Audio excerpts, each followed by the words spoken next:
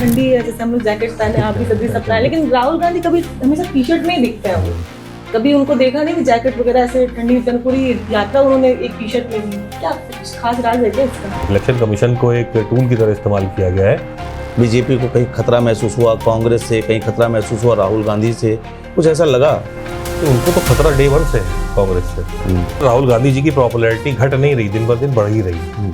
अच्छा, बीजेपी क्यों बार बार आरोप लगा देती है कि नानी के घर चले जाते हैं?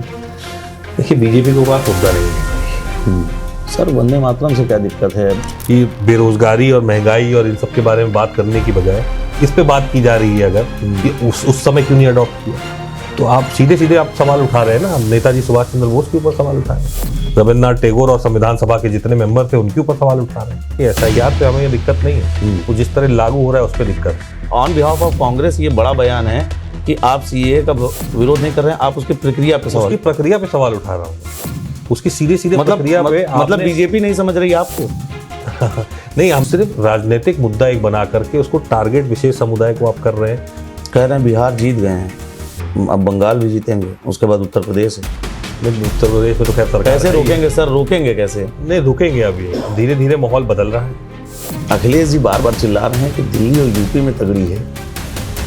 आपको क्या लगता है कि दिल्ली का कोई मुद्दा है जो योगी जी को परेशान कर सकता है? अपनी ही पार्टी का खुली बात है, लेकिन नाम भी लीजिए। पंकज चौधरी जी को अध्यक्ष बना देना तो कहीं ना कहीं योगी जी के खिलाफ ही खड़ा किए गए।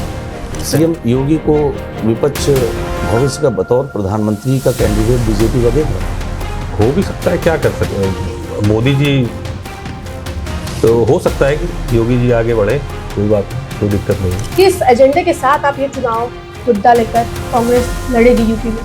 महाराष्ट्र में क्या समस्या हो गई? वो समाजवादी पार्टी नेता कहे कि हमको दबाना चाह रही है, कांग्रेस हमको दबा रही है, बड़ी पार्टी है। देश की राजनीति में बाराबंकी लोकसभा का केंद्र में प्रतिनिधित्व करने वाले सांसद कांग्रेस पार्टी से संबंधित तनुज पुनिया इस वक्त हमारे साथ स्क्रीन पर हैं। विभिन्न विषयों पर आपसे चर्चा करेंगे। तनुज जी लोकसभा का चुनाव न सिर्फ जीते थे बल्कि एक युवाओं के लिए संदेश भी दिया था, क्योंकि इनका चुनाव काफ़ी संघर्ष का था और कई बार चुनाव आप हारे भी थे। कुछ आपका नाम भी पड़ गया था तनुज जी, लेकिन कहते हैं कि संघर्ष करने वालों की कभी हार नहीं होती और संभवतः वो आपने सिद्ध किया। बहुत स्वागत आपका हमारे वहाँ फिल्म। बहुत धन्यवाद, बहुत बहुत। तनुज जी, वर्तमान समय में देश के परिदृश्य जो चल रहे हैं, सबसे पहला सवाल तो हम लेना चाहेंगे मतदाता पुनरीक्षण वाला जो मुद्दा हुआ। बीजेपी कहती रही कि कांग्रेस हर चीज़ का विरोध करती है, आप कांग्रेस पार्टी से आते हैं, क्यों भाई इतना विरोध हर चीज़ का बीजेपी क्यों कर रहे हैं आप लोग? देखिए, जहाँ तक पुनर्निरीक्षण की बात है तो हम पुनर्निरीक्षण का विरोध नहीं कर रहे हैं। कांग्रेस पार्टी की सरकारों में 6 बार पहले भी पुनर्निरीक्षण हुआ है, लेकिन जो इन्होंने पहले लगा दिया है स्पेशल, और 1 महीने के अंदर पूरी पहली ड्राफ्ट लिस्ट बनाने का जो इन्होंने किया है, तो इस प्रक्रिया के ऊपर सवाल उठाया है हमने। उसमें गड़बड़ी करने का जो प्रयास कर रही थी भारतीय जनता पार्टी, उसके ऊपर हमने विरोध जताया है। इससे पहले जो हुए हैं 6 महीने 8 महीने, मतलब समय लगा, 6 महीने तक पूरी प्रक्रिया हुई, एक एक घर गया BLO, एक एक नागरिक से आपने बात करी, एक एक को मौका दिया अपने संवैधानिक अधिकार का, वोट देने के अधिकार का, आपने पूरा एक एक नागरिक से पूछा, आपने डॉक्यूमेंट्स वेरीफाई किए, तो टाइम टेकिंग चीज़ें हैं।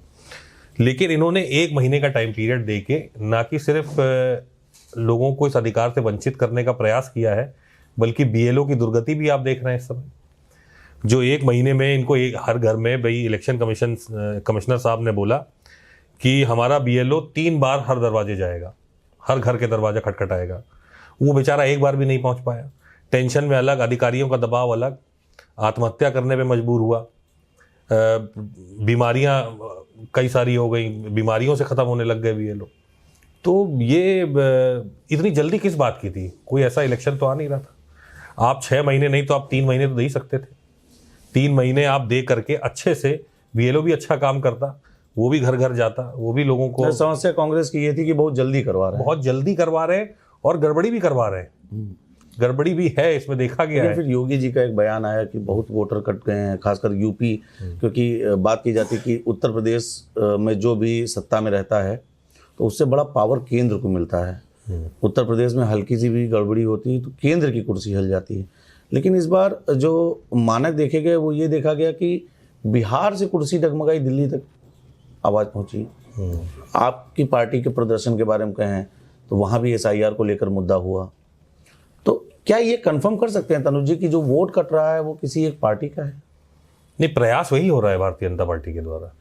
बिहार में पहली बार SIR इन्होंने किया, तो जब वो प्रक्रिया खत्म हो गई तब हमें पता चला कि क्या गड़बड़ी हो रही है।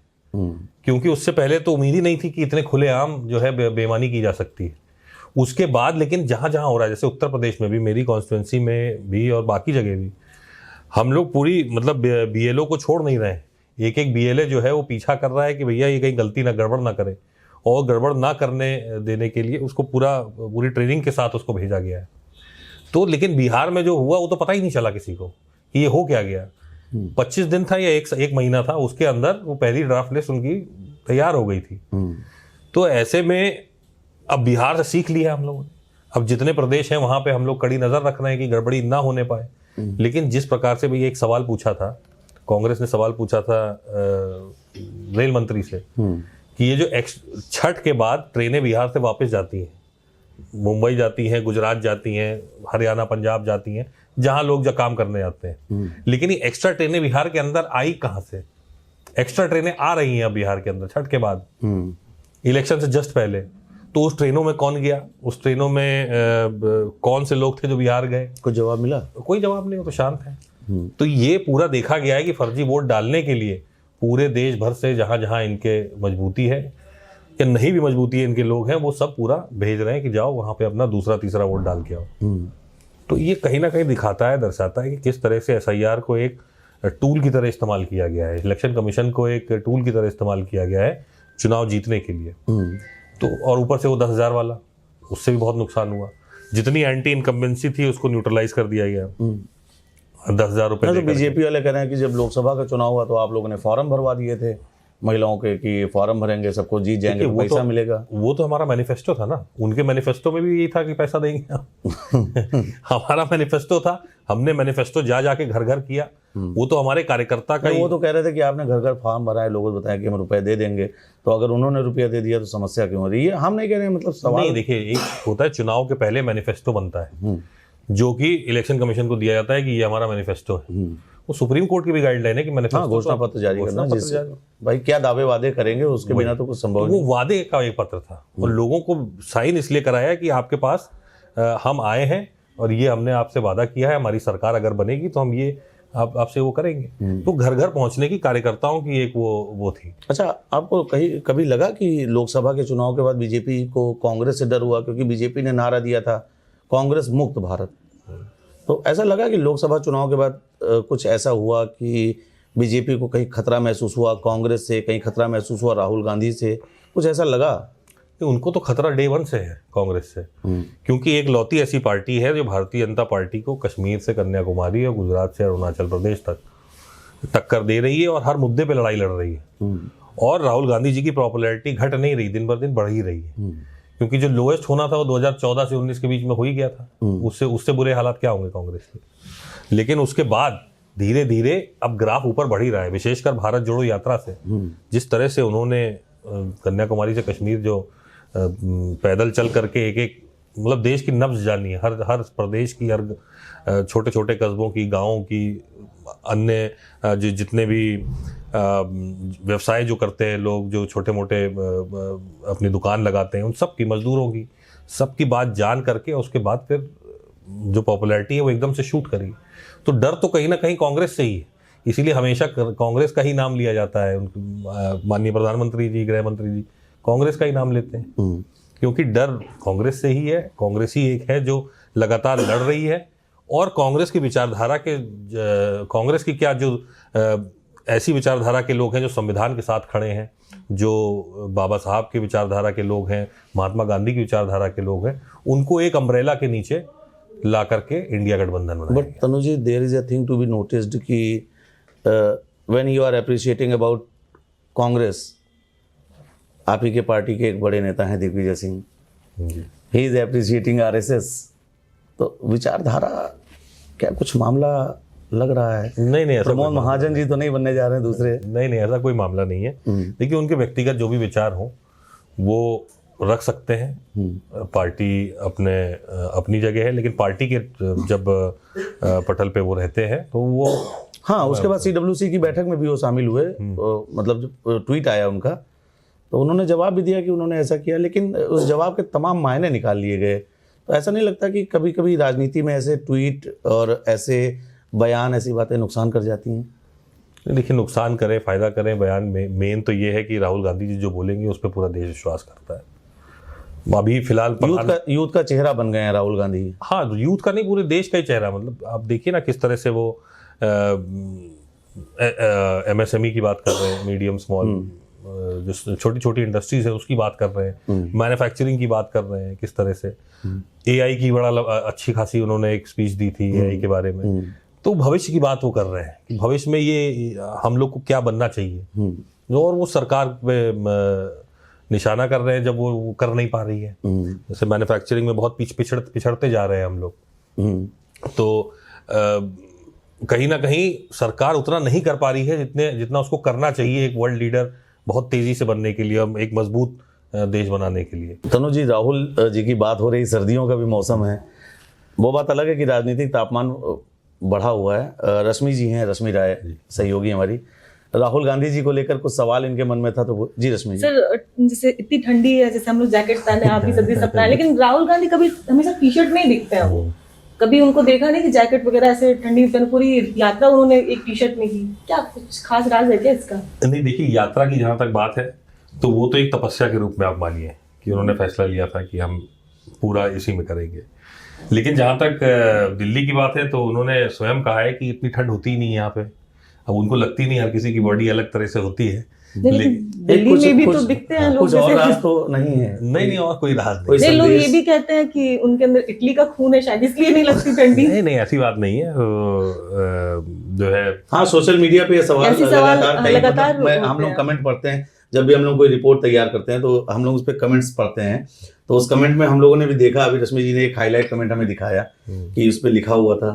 तो कुछ इटली में भी कहाँ ठंड पड़ती है? इटली में तो गर्मी होती है। अगर इटली का मौसम देखिए आप, हाँ, तो वही गर्मी लेकर आए ना। तो गर्मी होती है तो ठंड, तो उसमें ठंड लगनी चाहिए। लेकिन उनको वैसे उनसे पूछा गया, और भी लोगों ने पूछा, तो उन्होंने कहा इतनी ठंड होती ही नहीं है कि मैं वो पहनूं। लेकिन जब जैसे और ठंडी बर्फ में जाते हैं तो जैकेट तो पहनते ही हैं। अभी हाल फिलहाल में जर्मनी में थे तो उन्होंने जैकेट पहनी थी। अच्छा, बीजेपी क्यों बार बार आरोप लगा देती है कि नानी के घर चले जाते हैं गर्मी छुट्टियों में? देखिए, बीजेपी को पास मुद्दा नहीं है कोई। सही बात है। तो हमारे पास बहुत मुद्दा है। कहाँ मुद्दा है? बेरोजगारी पे आज परेशान है लोग। इतनी बेरोजगार जनता जो है, बेरोजगारी से, युवा बेरोजगारी से जूझ रहा है, उस पर कोई बात ही नहीं करना चाहता। वंदे मातरम के ऊपर एक दिन का डिबेट हो सकता है, लेकिन बेरोजगारी, महंगाई के ऊपर नहीं हो सकता है डिबेट। अच्छा, वंदे मातरम का मुद्दा आप अच्छा ले आए। कल सतीश महाना जी ने एक प्रेस कॉन्फ्रेंस की। उत्तर प्रदेश में हम आते हैं, दिल्ली से चलिए आपको थोड़ा सा लेकर आते हैं, सफ़र जल्दी पास लाते हैं। महाना जी ने कहा कि आज तक के इतिहास में जब भी विधानसभा सदन चला सिंस 1992, वंदे मातरम हमेशा एक पैराग्राफ में पढ़ा जाता था, लेकिन पहली बार ऐसा हुआ कि पूरे वंदे मातरम का उद्घोष किया गया सदन में, और इसमें जो विपक्ष के नेता थे उन्होंने भी इसके लिए हामी भरी। सर, वंदे मातरम से क्या दिक्कत है? उस पर भी तो न कम से कम आप लोग, अमित शाह जी कह रहे हैं वंदे मातरम की बात नहीं। वंदे मातरम कैसे अडॉप्ट हुआ? संविधान सभा में उसको जो है राष्ट्रगीत के रूप में अडॉप्ट किया गया। उसमें राजेंद्र प्रसाद जी भी थे, बाबा साहब भीमराव अम्बेडकर जी भी थे, और इनके श्यामा प्रसाद मुखर्जी भी थे। सब लोग वहाँ थे, जितने बड़े नेता हैं, जितने उस समय स्वतंत्रता संग्राम सेनानी थे, कॉन्स्टिट्यूएंट असेंबली, संविधान सभा में सब लोग थे। और सब लोगों ने यूनानिमसली एक तरफा रूप से उसमें कहा था कि ये पैराग्राफ इस रूप में, इस गीत को हम अपने राष्ट्रगीत के रूप में अडॉप्ट करते हैं। तो अगर वो सवाल उठा रहे हैं उसमें कम ज़्यादा है, क्या है क्या।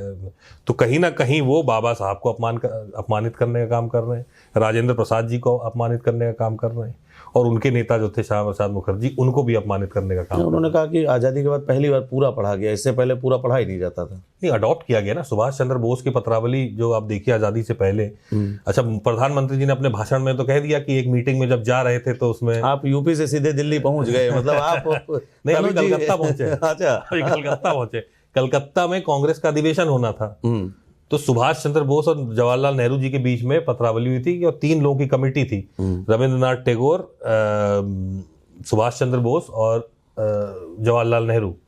ये 3 कमेटी तय कर रहे थे कि किस रूप में वंदे मातरम को हम आज़ादी की लड़ाई का एक प्रतीक के रूप में बना सकते हैं। तो वहां पे भी यही अडॉप्ट हुआ, जितने स्टैंजा थे। तो कहीं ना कहीं अगर आप सवाल उठा रहे हैं, जब रविंद्रनाथ टैगोर और सुभाष, चलिए जवाहरलाल नेहरू को तो आप मानते ही नहीं, ठीक है, उनको हटा दीजिए, लेकिन सुभाष चंद्र बोस नेताजी थे, रविंद्रनाथ टैगोर जी थे, तो ये लोग जब तय कर रहे हैं कि ये करना है, तो आपने सवाल उठाया, यानी आप अब उनको अपमानित करने का काम कर रहे हैं।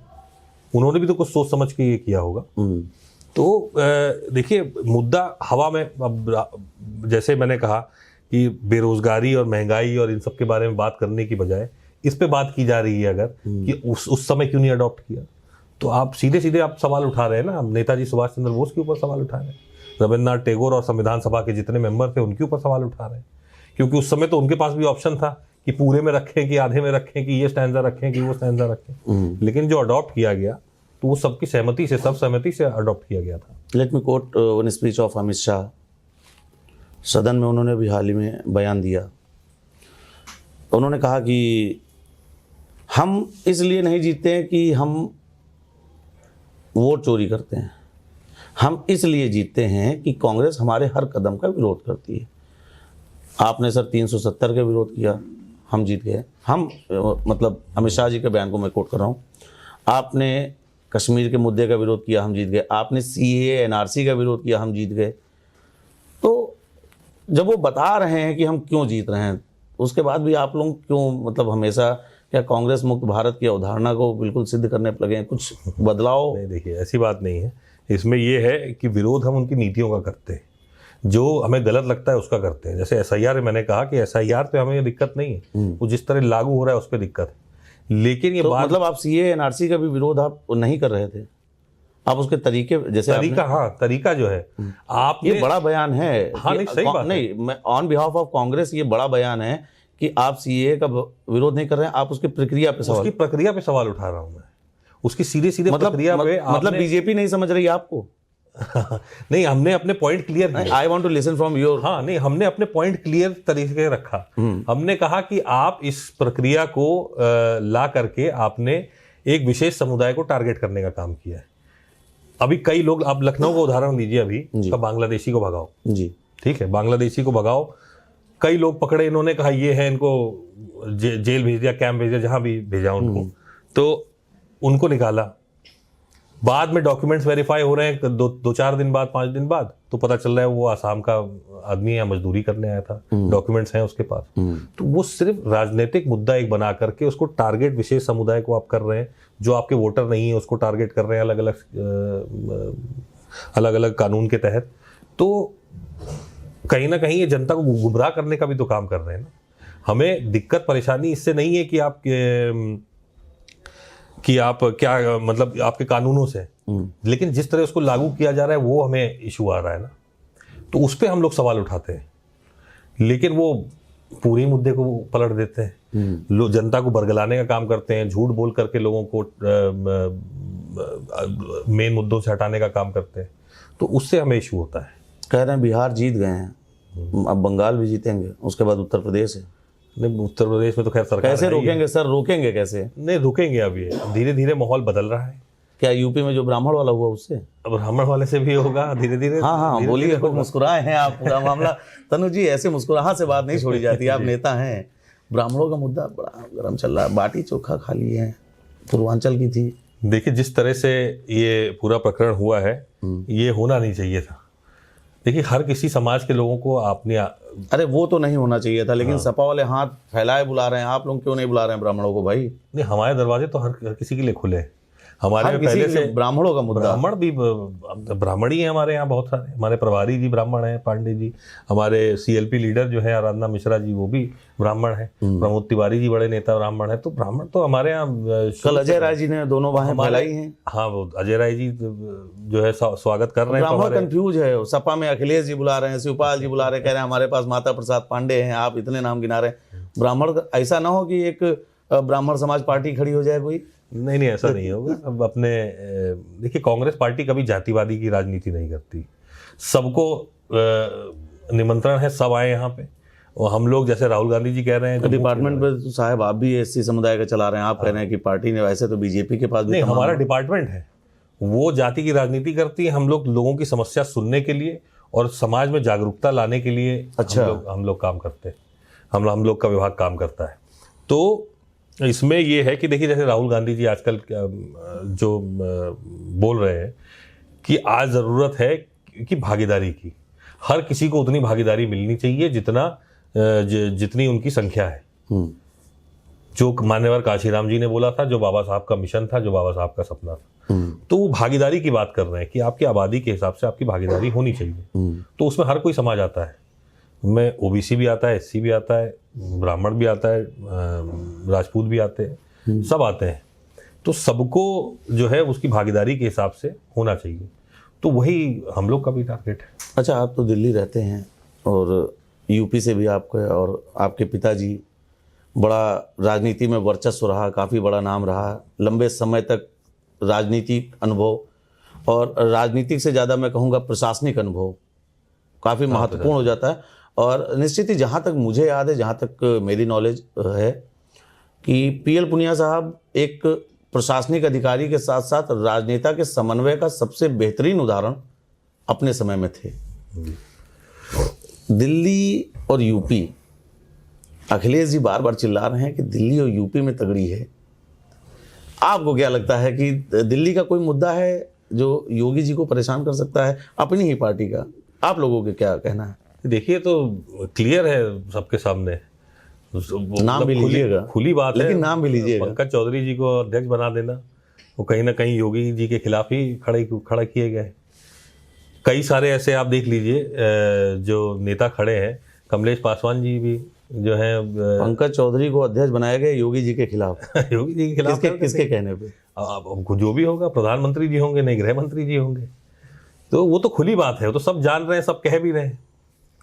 कमलेश पासवान जी मंत्री बने, लड़ाई लगवाए बिना मानेंगे नहीं आप। कमलेश पासवान जी मंत्री बने, तो कहाँ है योगी जी से कितनी बनती है पूरी उत्तर प्रदेश को पता है। तो कहीं ना कहीं लड़ाई तो है ही है। क्या सीएम योगी को विपक्ष भविष्य का बतौर प्रधानमंत्री का कैंडिडेट बीजेपी का देख रहा है? हो भी सकता है, क्या कर सकते। मोदी जी कितने दिन रहेंगे? उन्होंने तो खुद ही कहा था कि 70 साल पर रिटायर हो जाना चाहिए।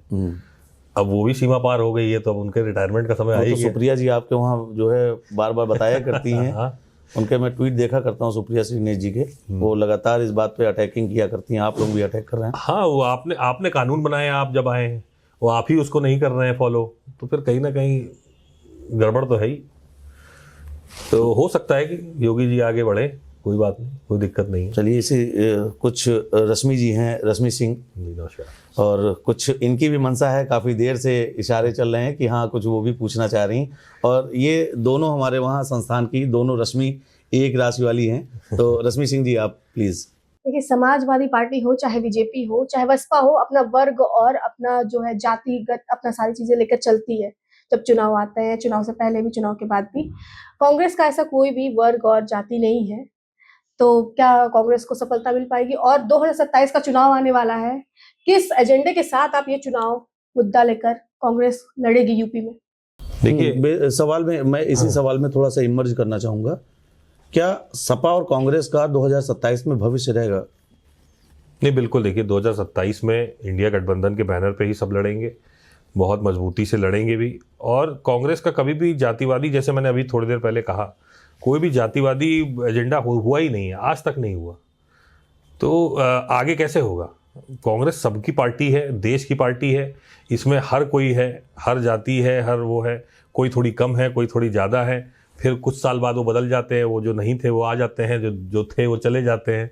तो ये कांग्रेस पार्टी तो मतलब मैंने थोड़े दिन पहले कहा भी था कि स्थापना दिवस पे अपने कि अगर हर कांग्रेसी के दिल में भारत है तो भारत के दिल में भी कांग्रेस बसी है और उसको कोई हटा नहीं सकता है। और ये 140 साल से जो है चला आ रहा है। तो जो कांग्रेस सभी की है, हर जाति की है, इसीलिए आप किसी जाति से उसको बाइंड नहीं कर सकते। 2027 इसी एजेंडे के साथ। एजेंडे तो देखिए, हमारे एजेंडे हमेशा वही रहे हैं, जो मेन मुद्दे जनता के रहते हैं उसी पे हम लोग हमेशा चुनाव लड़ते हैं। बेरोजगारी, महंगाई, किसान, मजदूर, जो न्याय की बात है, दबे कुचले वर्ग की, डिप्रेस्ड क्लासेस के न्याय की बात है, तो ये सारी बातों पे ही चुनाव लड़ते हैं हम लोग कांग्रेस हमेशा। सर, एक मेरा क्वेश्चन था, यूपी प्रभारी हैं अविनाश पांडे जी, उन्होंने कुछ दिन पहले कहा था एक बयान कि बहुजन समाज पार्टी अगर चाहे तो कांग्रेस इंडिया गठबंधन में उनका स्वागत है। तो इसको ये से देखा जा रहा है कि दलित मुस्लिम वोट बैंक को साधने के लिए कांग्रेस गठबंधन कर सकती है मायावती से। तो क्या इस पे कुछ कहना चाहिए? ये आज की बात नहीं है, तो कई साल से जो है प्रयास है। माननीय मायावती जी को तो खुला आमंत्रण दिया गया था, पहले भी दिया गया था। 2021 में भी कहा था कि आपका स्वागत है, आप आइए, एक साथ जुड़िए। और इंडिया गठबंधन बनने के बाद भी हमारे नेताओं ने तो दिया ही था। अखिलेश यादव जी ने भी मीडिया में कहा था कि माननीय मायावती जी का स्वागत है, अगर वो आइए। आप, ये लड़ाई है, लड़ाई जो है आने ही नहीं क्या है, नहीं, कहाँ हम सुन रही हैं। मतलब मान सकते हैं कि 27 में संभावित गठबंधन हो सकता है मायावती। नहीं, अगर वो मानेंगी तो बिल्कुल हो सकता है, हम तो स्वागत कर रहे हैं। देखिए, ये लड़ाई जो है, लेकिन फिर उससे वो मुद्दा भी खत्म हो जाएगा ना, कि जैसे उनके ऊपर आप ही लोग तो आरोप लगाते हैं कि वो बीजेपी की बी पार्टी है, अखिलेश जी चिल्ला चिल्ला के कहते हैं, फिर तो ये सारे सारे सामंजस्य तनुज जी एक साथ कैसे बैठ जाएंगे? मतलब दाल चावल कटोरी में निकाला तो अलग जाएगा। नहीं, देखिए, जब स्वागत किया है उनका, जब वो अपनी जो मिशन था बाबा साहब का, जो कांशीराम लेके चले थे, जिसपे आधारित ये पार्टी है बहुजन समाज पार्टी, वो कहीं ना कहीं खो गया है आज। वो कहाँ फिर ऐसे बयान देंगे तो मायावती जी को आना होगा, तब भी नहीं आएंगी। नहीं, तो वही तो कह रहे हैं कि वो याद करेंगे कांशीराम जी ने क्यों पार्टी स्टैब्लिश की थी, उस रास्ते पे वापस आए और साथ में आए, क्योंकि वही रास्ता जो कांशीराम जी बता रहे हैं वही तो इंडिया गठबंधन चल रही है उसमें। तो वही मैं कह रहा हूँ कि याद करेंगे कि क्यों स्थापित हुई थी बहुजन समाज पार्टी। अच्छा, इंडिया गठबंधन आपका जैसे आपने इशारा दिया कि अभी मौजूदा समय में चलता रहेगा, 27 में चलता रहेगा। महाराष्ट्र में क्या समस्या हो गई? वो समाजवादी पार्टी के नेता कहे कि हमको दबाना चाह रही है, कांग्रेस हमको दबा रही है, बड़ी पार्टी है, क्यों दबा रहे हैं अखिलेश जी को भाई? नहीं, महाराष्ट्र का तो बात अलग है। महाराष्ट्र में क्या हो रहा है, वहाँ पे क्या राजनीति है, वहाँ तो इतनी सारी पार्टियां हैं। वो एनसीपी भी 2-2 हैं, शिवसेना भी 2-2 हैं, सबकी 2-2 पार्टियां हो गई वहाँ पे। हमारे साथ हमारे सहयोगी वरिष्ठ पत्रकार शिवेश जी भी हैं। शिवेश जी कुछ आपसे पूछना चाह रहे थे। बिल्कुल। जो कांग्रेस लगातार यूपी में लगातार सत्ता में रही, लगभग 3 दशक से ज्यादा का समय हो गया, क्या कारण देखते हैं कि आज उसी यूपी में कांग्रेस को बैसाखी की जरूरत पड़ रही है? और इसके साथ एक और सवाल जोड़ना चाहता हूं कि इंडिया गठबंधन ने जिस तरीके से 24 के चुनाव में प्रदर्शन किया, उसको लेकर ये कयास लगाए जा रहे थे कि आगामी चुनाव में और भी बेहतर प्रदर्शन ये गठबंधन करेगा। लेकिन बिहार चुनाव तक में इस गठबंधन ने इस तरीके का प्रदर्शन किया कि उन सारी जो कल्पनाएं की जा रही थी, या मेन जो टारगेट 27 का चुनाव था उसको लेकर जो कल्पनाएं की जा रही थी, वो सारी बिहार चुनाव में ध्वस्त हो गई और उसका आरोप अंदर खाने कांग्रेस पर ही लगा। देखिए, इसमें यूपी में कांग्रेस क्यों नहीं है, उसका सीधा जवाब है कि कहीं ना कहीं जो कांग्रेस के नेता थे और कार्यकर्ता थे, उन्होंने पब्लिक से टच छोड़ दिया। पब्लिक के जो है प्रॉब्लम्स को, जो समस्याएं थी, जो लड़ाई थी, वो लड़ना छोड़ दिया। और इसकी वजह से पब्लिक हमसे दूर होती चली गई।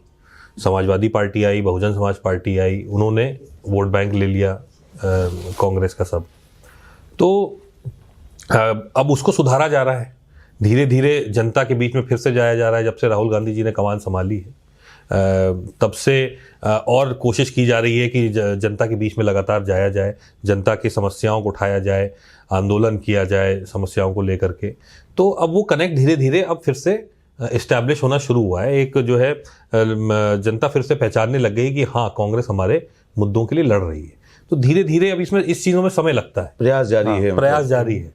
तो सुधार हो रहा है, जो गलतियां हमने की थी उसको सुधारा जा रहा है। यूपी तो जीते 24, लेकिन बिहार में कोलैप्स कर गए।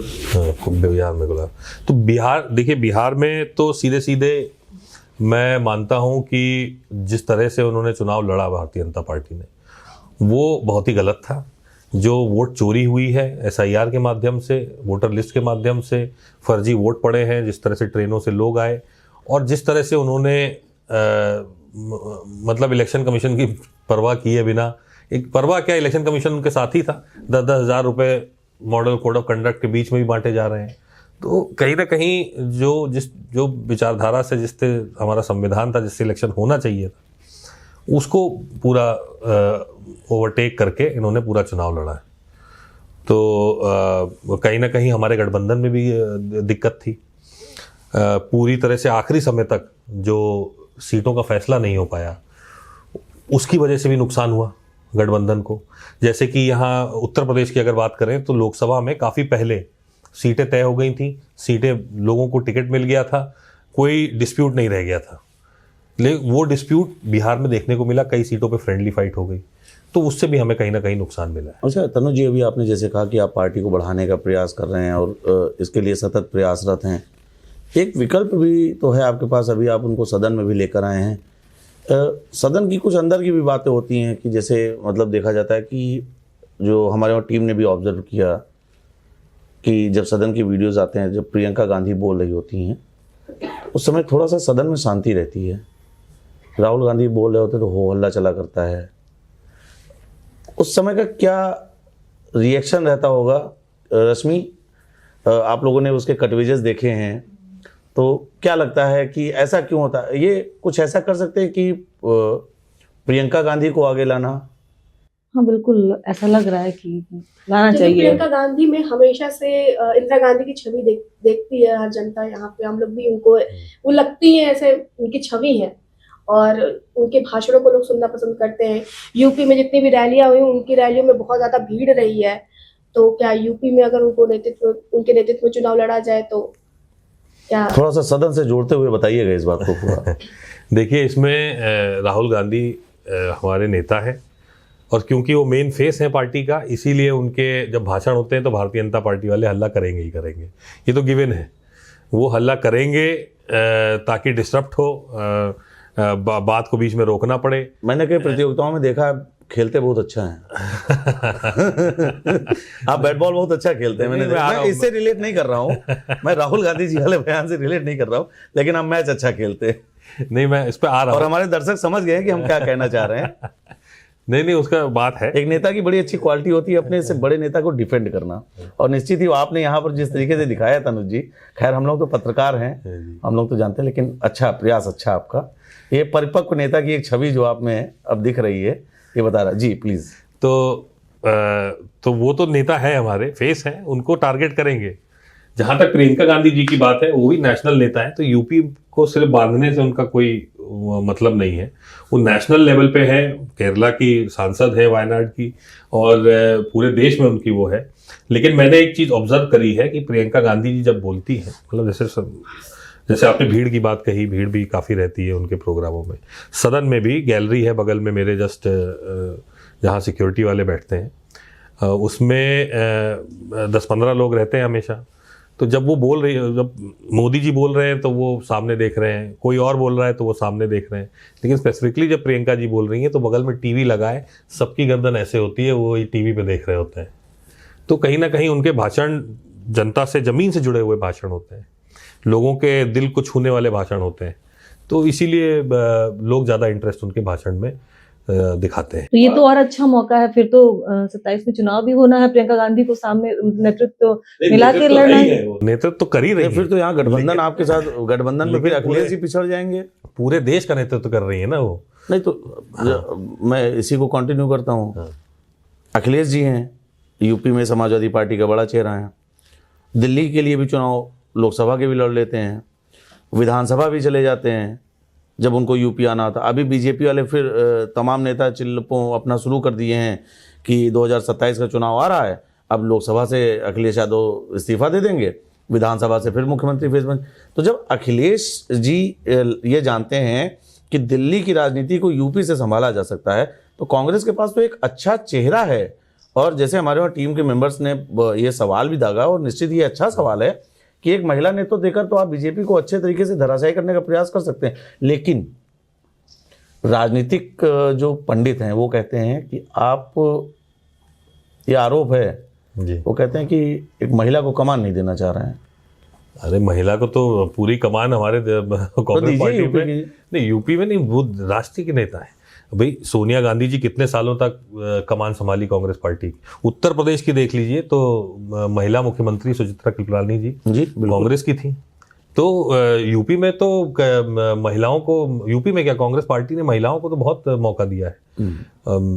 लोकसभा स्पीकर के रूप में, अब तमाम जगह प्रधानमंत्री पहली देश की कांग्रेस पार्टी की महिला थी। अच्छा, तनुज पुनिया को व्यक्तिगत तौर से योगी आदित्यनाथ कैसे लगते हैं? नहीं, व्यक्तिगत रूप से तो ठीक है, लेकिन एज मुख्यमंत्री जो है हमें उनकी नीतियों पे आपत्ति होती है। जैसे नीति बुलडोजर वाली आप ले लीजिए। तो फिर वही चीज, फिर अभी मैंने आपसे कहा कि अमित शाह जी कह रहे हैं कि सिर्फ हमारा विरोध करके आप लोग जो है हमको जिता रहे हैं। तो बुलडोजर में क्या, तो बुलडोजर की तो उनकी फैन फॉलोइंग है, उनके ऊपर गाना बना शिवेश जी, एक क्या गाना उनका, चुनाव जैसे हम लोगों ने 22 का चुनाव देखा, नहीं बुलडोजर का एक गाना जो बहुत ज्यादा ट्रेंडिंग है, बुलडोजर बाबा शायद, बुलडोजर बाबा करके गाना है, बुलडोजर हाँ है, गाने हैं। अरे मेरे चुनाव, बहुत सारी रैलियों में आपने देखा होगा, 22 का चुनाव था, हम लोगों ने कई चुनाव कवर भी किए, देखा जहां योगी जी की रैली थी मंच के सामने बुलडोजर लगा रहता था। नहीं तो कहीं कहीं एक नहीं, मेरे चुनाव में भी जो भारतीय जनता पार्टी की कैंडिडेट थी तो बुलडोजर की पूजा करके गई थी नामांकन करने। मुझे अच्छे से याद है, अखबार में छपा था, बुलडोजर के आरती करके फिर गई थी। तो वो पॉपुलैरिटी की बात अलग है और सही गलत की बात अलग है। बयान आपने बाराबंकी तक पहुंचा दिया अपना। हाँ नहीं, वो आपने मेंशन किया ना कि बुलडोजर की फैन फॉलोइंग है, तो मैंने भी अपनी पर्सनल एक्सपीरियंस शेयर किया आपसे कि वो तो देखा था। लेकिन पॉपुलैरिटी की बात अलग है और सही गलत की बात अलग है। आप गाने बना करके फेवर जीतना चाहते हैं मुख्यमंत्री जी का, आप भी दिखा के कि आपकी नीति बहुत अच्छी है, लेकिन कहीं ना कहीं जो ये नीति है वो गलत है। और ऐसी कई तमाम नीतियां हैं गलत हैं। अब आपने, जैसा मैंने अभी थोड़ी देर पहले, बांग्लादेशी के नाम पे देश के नागरिकों को गिरफ्तार किया जा रहा है। जो इलीगल इमिग्रेंट है उनको निकालिए, हम आपके साथ हैं, आपका पूरा साथ देंगे। आप ढूंढने की करेंगे, हम आपकी मदद करेंगे ढूंढने में। लेकिन जो देश के नागरिक हैं उनको तो कम से कम नहीं परेशान होना पड़े। कम से कम आप वेरीफाई करके उनके आरोप लगाइए, वेरीफाई करके उनको जेल में बंद करिए, डिटेंशन सेंटर में बंद करिए। तो इस तरह की नीतियों के विरोध में वैसे तो अच्छे आदमी हैं। रश्मि प्लीज। सर, लोकसभा चुनाव जब आप लड़ रहे थे उस समय एक बात सामने आई थी, ऐसा उस समय बहुत मजबूत देखा जा रहा था आपको, तो उस समय ऐसी बात सामने आई थी कि बीजेपी आपसे कांटेक्ट की थी। इस पे क्या कहना चाहेंगे? नहीं कैसा था? नहीं देखिए, ऐसा कोई लोकल बाराबंकी के बीजेपी के कार्यकर्ता जरूर आए थे कि आ जाइए बीजेपी में ज्वाइन कर लीजिए, वहाँ से लड़ लीजिए, लेकिन ऐसा कोई बड़े नेता का नहीं आया था कि तनुज जी, बीजेपी के तमाम बड़े नेताओं ने मदद तो आपके चुनाव में की ही थी। नहीं क्योंकि उसी समय एक इंसिडेंट हुआ था, सॉरी, उपेंद्र सिंह रावत जी का एक वीडियो, उसके बाद राजरानी जी को टिकट दिया गया था। अच्छा, उस समय मैंने आपका एक इंटरव्यू किया था, उसमें आपने कहा था कि चूंकि जो पासी समुदाय होता है बीजेपी का कोर वोटर माना जाता है। अभी प्रधानमंत्री जी भी लखनऊ आए तो महाराजा लाखन पासी पर उन्होंने चर्चा की। वो बात अलग थी कि जो मूर्तियों का इनॉग्रेशन वहाँ पर था वो तीनों ब्राह्मण नेता थे, लेकिन उन्होंने वहाँ से महाराजा की बात का उनके व्याख्यान किया। आपने उस समय कहा था कि पासी समुदाय आपके साथ मजबूती से खड़ा है। ये जो आपने कमाल किया था, क्या वो सिर्फ उस समय उपेंद्र जी का टिकट कटने की नाराजगी थी, या लोगों को जरूरत लगी कि एक नया चेहरा बदलना चाहिए? क्योंकि वहां पर बात ये भी हो रही थी कि प्रियंका सिंह रावत भी एक नाम था, बड़ा नाम था, और उनसे आप लोग भी चुनाव हारे थे। तो प्रियंका सिंह रावत और उपेंद्र, क्योंकि जब वो स्थितियां वहां पर आई तो दोनों लोगों को हटाना पड़ा बीजेपी को। क्या आपको लगता है कि आपको उसका पूरा फायदा मिला था? देखिए, जनता में मैसेज तो गया ही था कि दोनों जो नेता हैं पासी समुदाय के, उनको किनारे किया जा रहा है, उनको टिकट नहीं दिया जा रहा, तो उससे कुछ लाभ तो मिला ही। लेकिन ये भी था कि लोग बदलाव, हाँ, क्रिएट हुई। जी प्लीज। हाँ, उसमें ये भी था कि लोग बदलाव भी चाह रहे थे। लोग चाह रहे थे कि भारतीय जनता पार्टी से नाराजगी ज़्यादा थी हमारे बाराबंकी में एटलीस्ट, तो उससे वो एक बदलाव चाह भी रहे थे। तो वो सारे फैक्टर्स जो है एक साथ आ गए थे। और दूसरा संविधान का जो मसला हुआ था, तो हमारे फेज तक जो राउंड था उस तक इवन जहां तक मुझे याद है, आप जब नॉमिनेशन अपना करने गए थे तो संविधान की पुस्तक साथ में जी संविधान की पुस्तक साथ में ले गया। तो वो संविधान का मसला भी जो है बहुत सारा आ गया था। और मोटा मोटा ये था कि नाराजगी काफी थी भारतीय जनता पार्टी के खिलाफ। इधर सेंट्रल यूपी में खास तौर से, सेंट्रल यूपी में अगर आप देखें तो ज्यादातर सीट भारतीय जनता पार्टी हार गई है। मेरे ख्याल से एक लखनऊ की सीट है और एक सीट और है बहराइच सेंट्रल में, बाकी सब गठबंधन के हाथ में है। तो यहाँ पे तो विशेषकर जो है एक विरोध था बीजेपी का, तो उसका भी लाभ मिला है। अच्छा, समाजवादी पार्टी के एक नेता हैं संतोष पांडे जी, और बीजेपी पर एक सवालिया निशान उठाया। सपा के पूर्व विधायक रह चुके हैं संतोष पांडे। उन्होंने कहा कि आज ब्राह्मणों की बैठक हुई तो बीजेपी को बड़ा संविधान याद आ गया। 2021 में उन्होंने परशुराम जी का फरसा लगवाया था। उन्होंने रिकॉर्ड हमें प्रस्तुत किया। उनका कहना है कि जब हमने फरसा लगवा दिया तो जेपी नड्डा जी के नेतृत्व में परशुराम भगवान की मूर्ति लगवा दी गई थी, ब्राह्मण समाज की बैठक हो गई थी जिसमें रीता बहुगुणा जोशी जी, ब्रजेश पाठक जी सब। उन्होंने दोहरे चरित्र का आरोप लगाया बीजेपी पर। प्रतिक्रिया आपकी? ये देखिए, बीजेपी में ये ऐसे इस टाइप के जो दोहरे काम है वो अक्सर होते रहते हैं। मैंने आपको वैसे बताया ही प्रधानमंत्री जी की उम्र को लेकर और उनके जो कानून है बता के। हमारे यहाँ बैजनाथ रावत जी हैं, बड़े नेता हैं, उनको टिकट इसलिए नहीं दिया गया क्योंकि जो है वो उनकी उम्र ज्यादा हो गई। तो ये जो दोहरे स्टैंडर्ड है ये बीजेपी की पुरानी आदत है। ये जहाँ पे उनको फायदा मिल रहा है वो काम करेंगे, चाहे उनकी रूल्स रेगुलेशन हो, नीति हो या ना हो। जहाँ उनको नुकसान हो रहा है तो अगर वो रूल्स में भी है तो वो नहीं किया जाएगा। तो ये तो स्टैंडर्ड रहा ही है, तो कभी एक उस पर नहीं चले।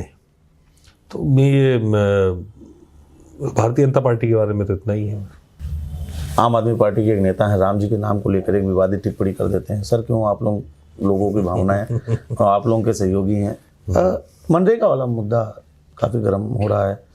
आप लोग भी आने वाले समय को लेकर बड़ी तैयारी करने जा रहे हैं, क्या कुछ पूरा सिनेरियो रहेगा?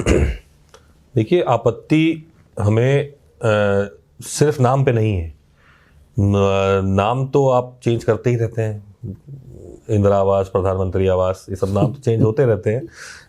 तो बेसिकली नाम से नहीं है, जो विचारधारा से ये मनरेगा लाया गया था, जो महात्मा गांधी जी की विचारधारा थी कि अगर देश को मजबूत होना है तो विकास आपके गांव लेवल से शुरू होना चाहिए, गरीबों से शुरू होना चाहिए, ग्रामीण क्षेत्रों से, ग्राम सभा से शुरू होना चाहिए।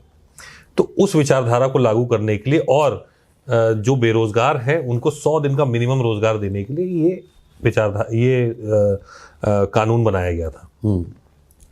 इसमें गारंटी दी गई थी कि अगर किसी भी गांव में आप किसी बेरोजगार ने या जिसके पास फिलहाल के लिए कुछ काम करने के लिए नहीं है, उस गरीब आदमी ने फॉर्म भर दिया मनरेगा का, तो ये केंद्र सरकार की जिम्मेदारी बनती है कानून के तहत, मतलब लीगली, कि वो उसको काम पहुंचाएगा। कोई भी आदमी हो रूरल एरिया में या महिला, वो फॉर्म भर देगा। अब ये गारंटी पूरी तरह खत्म कर दी इन्होंने इस बिल को ला करके, जी राम जी बिल। गारंटी क्या, गारंटी तो शब्द लिखा हुआ है लेकिन गारंटी कहीं नहीं है। केंद्र सरकार नोटिफाई करेगी वो क्षेत्र जहां पे वो काम देगी। इसके तहत केंद्र सरकार ये बजट फिक्स कर देगी कि इतना बजट मिलेगा, इसके ऊपर नहीं मिलेगा। अगर आपने 10 आदमियों के काम के लिए बजट दिया है, वहां पे 20 आदमी खड़े हो गए तो वो 10 आदमी को रोजगार नहीं मिलेगा। तो और राज्य सरकार के ऊपर 40% भार, जो पहले 10% था। तो ये सारी बातें हैं, ये इस चीज से हमें आपत्ति है। केवल नाम की बात नहीं है ये, नाम तो आप करते ही रहते हैं, आप करेंगे, उसमें कोई दो राय नहीं। तो इस चीज पे आपत्ति है। चलिए, चलते चलते एक सवाल जवाब और एकदम से दिमाग में स्ट्राइक कर गया तो पूछ लेना। कहते हैं, मतलब हमारे बड़े बुजुर्ग सिखा गए कि मन में कुछ आ जाए तो बोल लेना चाहिए। आप ही की पार्टी के एक सांसद हैं इमरान प्रतापगढ़ी जी, उनसे हमने सवाल पूछा। अमित शाह जी ने बयान दिया था कि देश वीर सावरकर के योगदान को बहुत देर से पहचान पाया। तो जब इमरान प्रतापगढ़ी जी से सवाल पूछा गया तो उन्होंने कहा कि मैं तो आज तक नहीं पहचान पाया हूँ।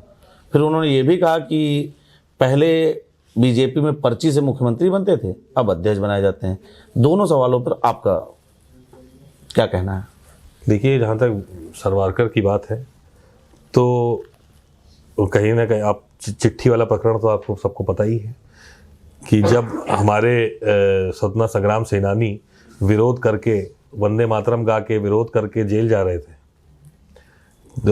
और जेल में भी सर नहीं झुका रहे थे, तब सावरकर जी को जेल हुई तो उन्होंने 7 बार माफ़ी मांगी पत्र लिख करके।